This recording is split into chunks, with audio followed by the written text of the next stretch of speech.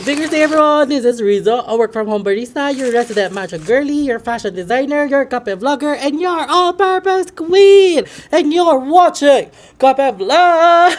Sawadee ka! I'm back from a long vacation. Ay, taray talaga. Well rested ang bading. Hindi. Napagod ako sa Thailand, but it was fun. Oh, alam nyo na to. Like, it's this Tagalog. Magbubukas na tayo ng coffee shop. So, i-prep natin yung mga kailangan i-prep. Yung machine, yung upuan sa labas, yung grinder, yung coffee, yung mga matcha bowl. Ano pa ba?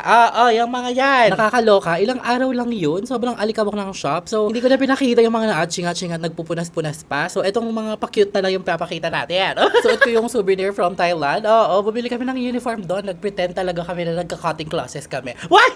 Before anything else, ito ang drink of the day natin. Ito ay Hojicha Latte with lemon vanilla pudding. Yung pudding gawa ni Jayan, my pretty girl from QC ba? Doon. Ay, Lord, bakit naman sobrang init? Like, it's this Tagalog. Sobrang init. Buti na lang nakapag-uwi ako ng Ichitan green tea. Ay, talaga naman.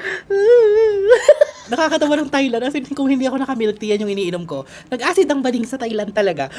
Habang nag-edit ako ng video, napansin ko sobrang alikabok talaga nung shop. So, nagwalis-walis lang ako para lang, Ito na yung first customer natin. Nag-order siya ng banana Q latte. Dry run lang yan ha. Wag mo na yung hanapin.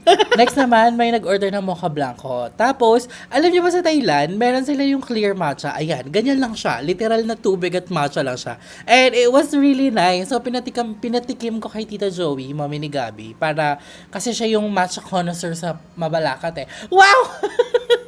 Anyways, it's closing time! Na-miss niyo ba to? Okay, edi wag.